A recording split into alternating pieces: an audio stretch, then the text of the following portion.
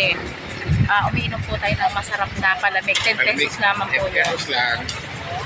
Pineapple juice.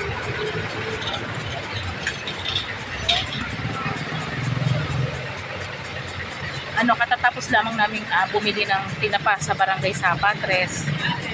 Bumili din po tayo ng tuyong galonggo. Ngayon, pabalik na po tayo ngayon sa Imus, Cavite. Ayan, bago po kami umuwi ng Imus, bumibili po kami dito ng masarap na palamig. Favorite namin to 10 pesos lang. Pineapple juice.